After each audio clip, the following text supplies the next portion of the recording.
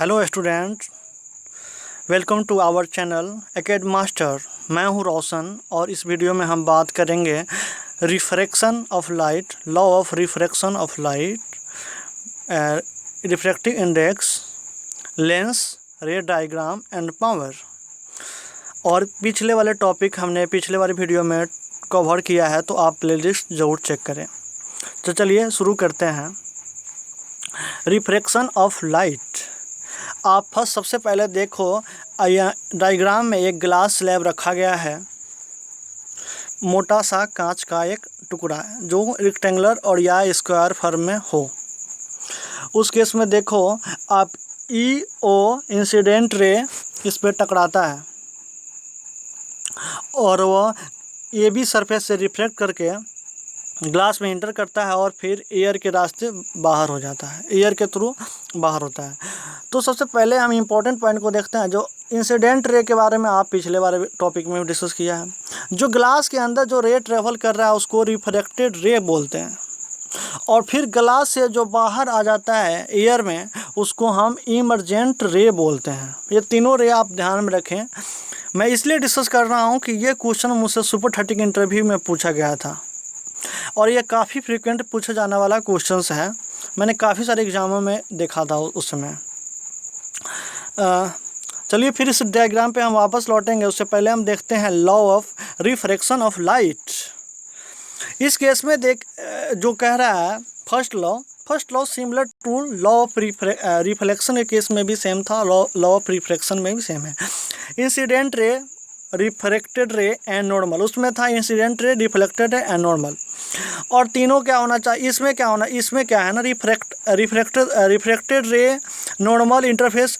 To transparent media के जो point of incident है वो सभी एक प्लेन में लाई करना चाहिए। सिंपल सी कॉमन सी आंसर। यहाँ पे देखो आप, इंसिडेंट रे EO और NO N डैश नॉर्मल और रिफ्रैक्टेड रे O डैश तक आ रहा है, वो सभी इस पे पॉइंट ऑफ इंसिडेंट यहाँ पे है। तो आप AB एक प्लेन है उस पर सभी लाई कर रहे हैं, कॉमन। आप सेकेंड लॉ देखें, यहीं से आप क्वेश्चन न्यूमेरिकल बना पाओगे। Ratio of sine of angle of incident to sine of angle of refraction is constant. Constant होने का दो कंडीशन है कि गिवन होना चाहिए कलर ऑफ लाइट और पेयर ऑफ मीडिया। जो दो मीडियम के बीच में हम रिफ्रैक्शन कराएंगे लाइट का, वो मीडियम हमें पता होना चाहिए और लाइट के कलर के बारे में हमें कुछ मालूम होना चाहिए कि एक ही लाइट हो।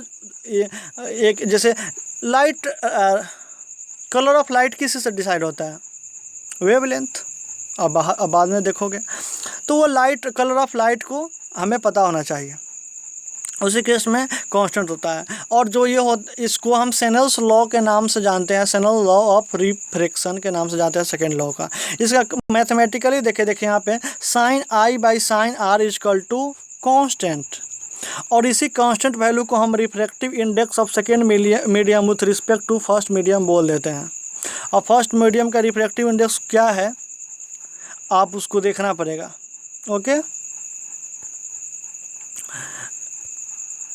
आप आगे देखें, आप इस चीज़ को फर्स्ट वाले सेकेंड लॉ को हम यहाँ से भी देखें। जैसे आप इंसिडेंट रे टकराता है O पे, और यहाँ पे देखिए कि नॉर्मल के साथ जो यह इंसिडेंट रे एंगल बना रहा है I बना रहा है, और यहाँ पे ग्लास स्लैब में जो रियल पाथ है डॉटेड से दिखाया गया है वह नॉर्मल की तरफ थोड़ा सा डाइवर्ट हो जा रहा है, और उसके नॉर्मल से जो एंगल बना रहा है वह R1 है, ठीक।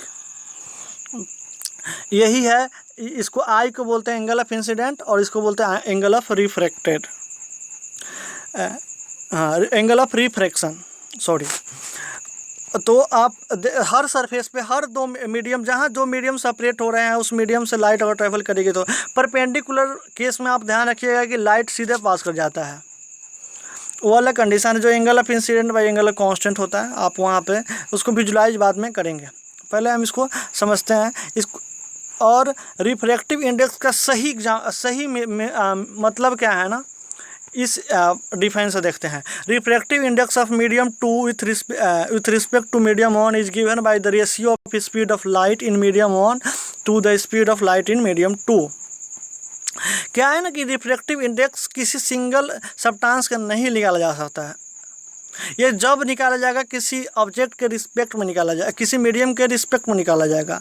वो कब होगा? जब हम स्पीड ऑफ लाइट उस मीडियम को एक मीडियम से दूसरे मीडियम को डिवाइड करते हैं तो वो जो कांस्टेंट टर्म निकल के आता है उसको हम refractive index of second medium बोल देते हैं।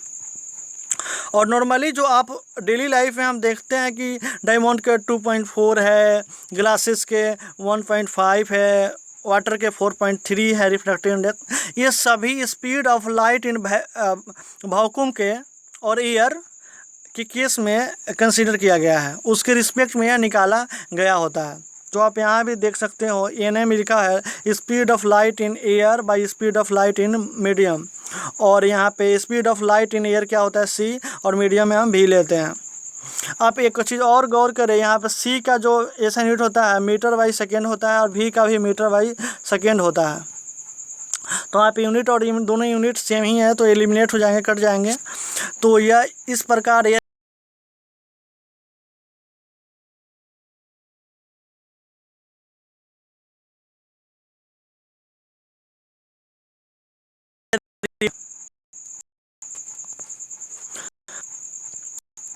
One seconds okay.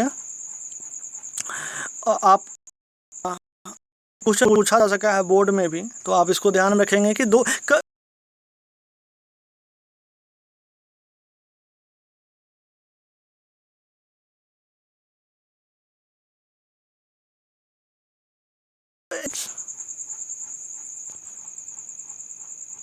जब भी रेशियो किसी चीज़ का निकाला जाए ना, कोई भी क्वांटिटी जब रेशियो से निकल के आता है ना तो वो यूनिट लेस होता है। आप ऐसा सिंपल रखें तो आप माइंड में रख पाएंगे रिफ्रैक्टिव इंडेक्स होता है। यहाँ पे आप क्वेश्चन हम एक क्वेश्चन देखते हैं। इस क्वेश्चन में दिया गया है कि लाइट एयर से ग्लास में ट्रेवल करता है और ग्लास का रिफ्रैक्टिव इंडेक्स दिया गया है 1.50। तो speed of light in glass निकालना है हमें फार्मूला पता है mu equal to C by V. Mu का वैल्यू 1.50 दिया हुआ है इक्वल टू सी बाई भी, और सी इक्वल टू जो होता है आप ध्यान में रखिए, यहाँ हर जगह दिया होता है सी इक्वल 3×10⁸ होता है, हर किसी को पता है। तो यहाँ पे आप भी को आप क्रॉस इस साइड ले जाएंगे और इसको डिनोमिनेटर में ले जाएंगे तो आप वहाँ सिंप्लीफाई करेंगे तो भी का जो वैल्यू आएगा 2×10⁸ मीटर पर सेकेंड होता है। यही speed of light in glass होता है। आपको याद करने की ज़रूरत नहीं है, आप कुछ भी याद करें, म्यू ऑफ ग्लास याद करें, या बहुत सारे हर जगह दिया ही होता है तो आपको मेमोराइज करने की कोई ज़रूरत नहीं है। और सेकंड क्वेश्चन में देखते हैं कि स्पीड ऑफ लाइट वाटर में दिया गया है 2.25 × 10⁸ मीटर पर सेकेंड और रिफ्रैक्टिव इंडेक्स ऑफ वाटर पूछा गया है। जाहिर सी बात है किसके रिस्पेक्ट में नहीं दिया गया है, तो speed of light in vacuum और एयर के रिस्पेक्ट में दिया होता है। तो उस केस में सी का जो वैल्यू होता है 3×10⁸ होता है। तो यहाँ पर देखें म्यू जो निकालना है सीधे वैल्यू पुट करना है सी और भी का। आप वहाँ से सिंप्लीफाई करेंगे तो 4/3 डेट इज़ 1.33 आता है इसका म्यू। वाटर का म्यू इतना ही होता है, आप ऐसे भी कैलकुलेट करेंगे तो डाटा इसमें काफ़ी कंसाइज रखा गया है। एक शानदार क्वेश्चन देखते हैं स्नेल्स लॉ पे। Snell's law of refraction of light थोड़ी सी पेचीदा लगती है जब रेशियो में बात करते हैं, तो हम उसको सिंप्लीफाई करते हैं। जैसे आप देखें यहाँ पे मीडियम 1 दिया गया है, यहाँ मीडियम 2 दिया गया है। मीडियम 1 का μ1 दिया गया है रिफ्रैक्टिव इंडेक्स और मीडियम 2 का μ2 दिया गया है। तो और इसमें जो एंगल नॉर्मल के साथ जो इंसिडेंट रे बना रहा है वो 30 डिग्री और इसमें रिफ्रैक्टिव बना रहा है आर बना रहा है। तो आप सिंपल उस एंगल का साइन के साथ उस मीडियम का रिफ्रैक्टिव इंडेक्स को मल्टीप्लाई करेंगे और इक्वल टू करेंगे सेकेंड मीडियम के जो एंगल बनाया है रे नॉर्मल के साथ उससे, तो आप इजीली इसको फाइंड कर पाएंगे। आप देखें जैसे इसमें हम केस में होगा क्या होगा μ1 by sine I equal to μ2 sine R. और ये चलते अगर कभी कभी होता है कि इन्फिनिटी मीडियम दे दिया है कि इस मीडियम से गया इस मीडियम में क्रॉस किया, तो आप इस पॉइंट से उस पॉइंट पर डायरेक्ट कर सकते हैं। हर केस में μ1 इंटू साइन आर चाहे साइन आई बराबर होता है। तो आप इसी फार्मूला देखिए, यही चीज़ हम अप्लाई किए यहाँ पे, μ1 sine R equal to I equal to μ2 sine R. तो μ1 के जगह पे देखिए यहाँ पे ए दिया हुआ है, μ2 बी दिया हुआ है, तो ए साइन 30 और बी साइन आर रखा गया। तो यहाँ पर आर निकाल सकते हैं, तो R equal to sine inverse A by B. शायद आप इन्वर्स वाले चीज़ को नहीं पढ़े होंगे, आप आगे 11th के बेसिक मैथ में आप पढ़ पाएंगे इसको आप, बट यहाँ तक आप ड्राइव करें sine R equal to A by 2b, आप इजीली उसके बाद इवेल्युएट कर पाएंगे। तो ये आप इसको सीधे सिंपली रखें कि μ1 इंटू साइन थीटा रखेंगे। थीटा क्या होगा, जो नॉर्मल और इंसिडेंट रे के बीच में एंगल बनेगा। इसमें थोड़ी सा नॉर्मल गड़बड़ दिखाया गया है, लेकिन नॉर्मल आप ऐसे परपेंडिकुलर लें तो ऐसे करके ऐसे कर सकते हैं। इसमें इसको आर ले लेते हैं, इसको आई ले लेते हैं, ठीक। यहाँ आप इसको μ1 ले लें, इसको μ2 ले लें, तो यहाँ क्या हो जाएगा, μ1 sine I equal to μ2 sine R. आप यहाँ से देखा हुआ है, आप वहाँ से इवेल्युएट कर सकते हैं। अब हम न्यू टॉपिक देखते, उसमें टॉपिक में आगे बढ़ते हैं, उसमें देखते हैं लेंसेज के बारे में। लेंसेज और मिरर काफ़ी सिमिलर हैं। मिरर क्या होता है, रिफ्लेक्ट करता है, और लेंसेज रिफ्रैक्ट करता है। आप इस डायग्राम में देखें कि कुछ ray parallel to principal axis आ रहे हैं और प्रिंसिपल एक्सिस में एक जगह एफ पे सभी रिफ्रैक्ट करके कट कर रहे हैं, इंटरसेक्ट कर रहे हैं एक दूसरे को। इसको हम फोकस नाम देते हैं। प्रिंसिपल फोकस क्या होता है, प्रिंसिपल फोकस वो फोकस होता है जहाँ पे रियल माने कि लाइट को हम या तो इंसिडेंट या तो रिफ्रैक्टेड लाइट वहाँ कट करता है, या रिफ्रैक्टेड लाइट को हम पीछे की तरफ एक्सटेंड करके जहाँ पे पॉइंट कट होता है उस पॉइंट को हम फोकस बोलते हैं। और प्रिंसिपल फोकस वह, इसको प्राइमरी फोकस भी बोलते हैं प्रिंसिपल फोकस की जगह पे। तो इस केस में देखें कि आप यह कन्वर्ज कर रहा है, तो यह कन्वर्जिंग लेंस है। कन्वर्जिंग लेंस कौन सा होता है, कन्वेक्स लेंस। आप यहाँ देखें कन्वेक्स लेंस है। इसको डबल कन्वेक्स लेंस भी बोलते हैं। तो डबल करने का मतलब क्या है ना, कभी कभी ऐसा भी लेंस दिया होता है, एक तरफ से कन्वेक्स है और एक तरफ से प्लेन हो जाता है, इसको बोलते हैं कन्वेक्स प्लेन लेंस। और इस केस में देखा दोनों तरफ से कन्वेक्स दिया हुआ है, बीच में मोटा और साइड में पतला दिया होता है, तो इसको डबल कन्वेक्स, और चाहे इसको डबल कनकेव नहीं बोलते हैं, तो इसको हम सिंपली कन्वेक्स या कनकेव लेंस हम बोल लेते हैं। तो यहाँ पर देखें कि रियल में एक फोकस बन रहा है, माने कि रियल इंसिडेंट रिफ्रैक्टेड रे रियल में कट कर रहा है, तो यहाँ पर रियल फोकस बना। और इस केस में देखिए आप डाइवर्जिंग लेंस के केस में कनकेव में कि जो पैरेलल टू प्रिंसिपल एक्सिस रे आया था वो दोनों एक दूसरे का अपोजिट दिशा में चला गया। इस साइड तो कट ही नहीं सकता लेंस की साइड, तो हम अपोजिट दिशा में एक्सटेंड करते हैं, तो आप देखते हैं कि इस जगह पे कट कर रहा है। तो इस फोकस को, इस जगह को हम फोकस बोलते हैं, और इसी को प्रिंसिपल फोकस बोलते हैं डाइवर्जिंग लेंस में। आप एक और ध्यान दें कि उसमें हमने साइन कन्वेंशन देखा था, इंसिडेंट रे के डायरेक्शन में पॉजिटिव लेते हैं। तो इस केस में देखिए कन्वर्जिंग में इंसिडेंट रे के दिशा में ही फोकस बन रहा है, तो इस केस में पॉजिटिव हो जाएगा। और कनकेव में अपोजिट, देखिए यहाँ पे इंसिडेंट रे इस साइड है, लेकिन फोकस जो बन रहा है उसके अपोजिट में बन रहा है, तो इस केस में क्या हो जाएगा, नेगेटिव हो जाएगा। तो कन्वेक्स में पॉजिटिव फोकल लेंथ हो जाएगा, कनकेव में नेगेटिव होगा। और बेसिक से रे डायग्राम देखते हैं, जो इसको समझने के बाद हर प्रकार के आप रे डायग्राम ड्रॉ कर सकते हैं किसी भी लेंस किसी भी मिरर के लिए। तो और सिमिलर टू मिरर ही है, बस आपको इसको समराइज करते हैं। देखिए आप इस केस में कन्वेक्स लेंस में पैरेलल टू प्रिंसिपल एक्सिस एक रे जाता है और रिफ्रैक्ट होकर प्रिंसिपल एक्सिस को फोकस पे कट कर रहा है। उसी प्रकार कनकेव में भी पैरेलल टू प्रिंसिपल एक्सिस जाता है और डाइवर्ज करके बाहर हो जाता है, उसको अपोजिट दिशा में एक्सटेंड करते हैं, तो F1 पे कट कर रहा है। और यहाँ देखिए पोल से एक रे पास होता है, दोनों केस में तो वो डिफ्रेक्ट नहीं करता है, वो सीधे पास कर जाता है। या किसी प्लेन पर भी परपेंडिकुलर, जैसे वहाँ पर ग्लास स्लैब दिया हुआ था, ग्लास स्लैब पे परपेंडिकुलर लाइट अगर हिट करता है तो रिफ्लेक्ट नहीं करता है, सीधे स्ट्रेट लाइन फॉलो करते हुए चला जाता है। इसी केस देखिए यहाँ पे ओ के केस में है, जो पोल बोलते हैं उसको। इसी में देखें कि आप जैसे यहाँ पे कन्वेक्स में फोकस से पास होते एक रे जा रहा है जो लेंस से गुजरने के बाद रिफ्रैक्ट होकर पैरेलल टू प्रिंसिपल एक्सिस हो जाता है।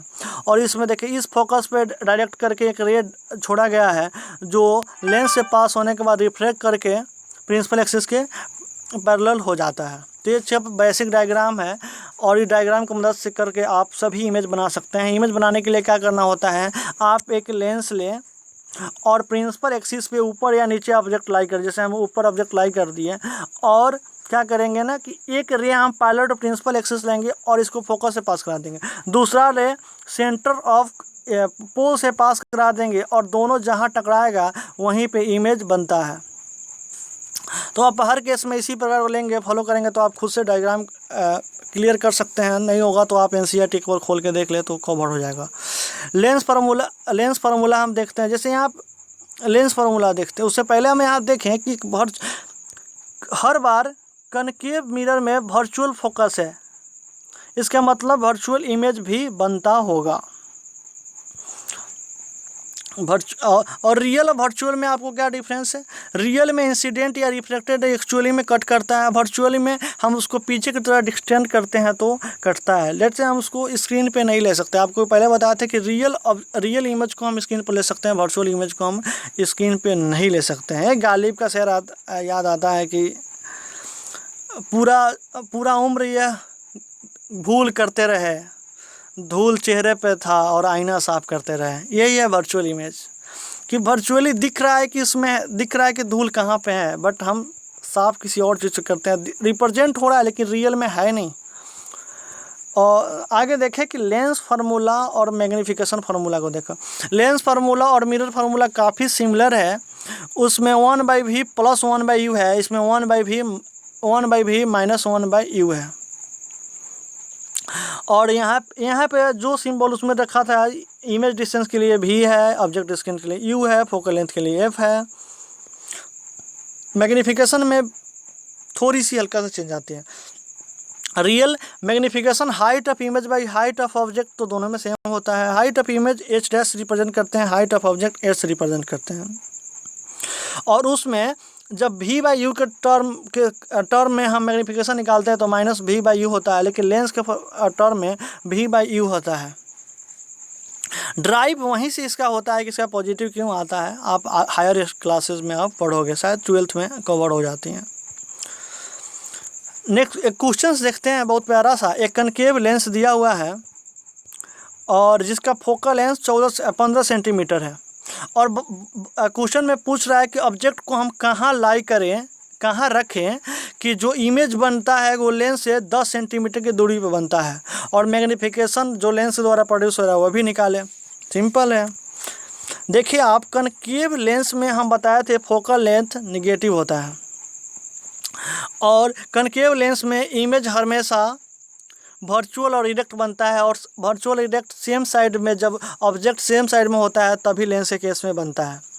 तो आप पहले और देखें कि कनकेव लेंस में जैसे इस साइड ऑब्जेक्ट है, तीसरी साइड भी फोकस होता था कि इधर इस तरह से डाइवर्जेंट करने की वजह से इधर फोकस होता था।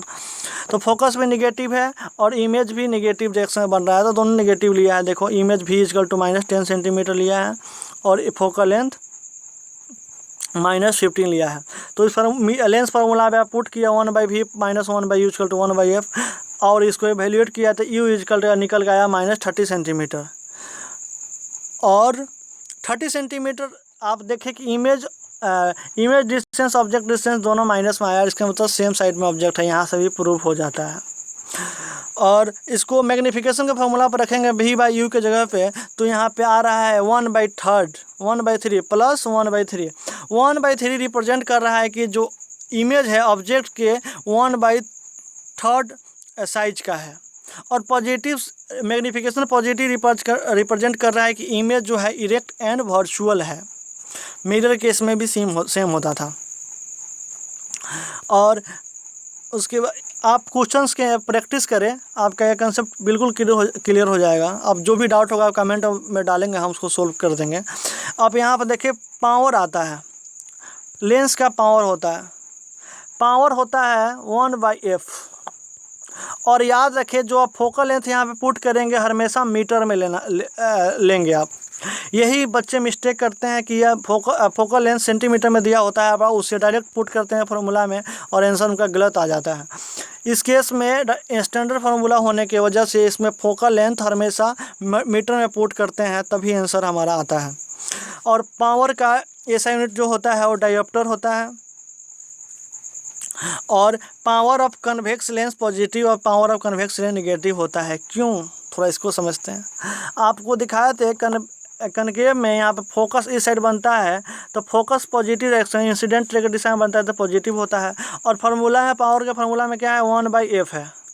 तो फोकस अगर पॉजिटिव है, फोकल लेंथ पॉजिटिव है तो फोकस पावर भी पॉजिटिव होगा, और निगेटिव अगर फोकल लेंथ होता है तो पावर भी निगेटिव होगा। तो कन्वेक्स में पावर फोकल लेंथ पॉजिटिव दिशा में है, इसीलिए इसका पावर भी पॉजिटिव है। कॉनकेव में पावर फोकल लेंथ निगेटिव है, इसका पावर भी निगेटिव है।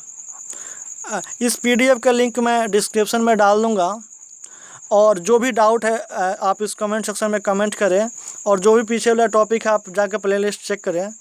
Thanks for watching this video.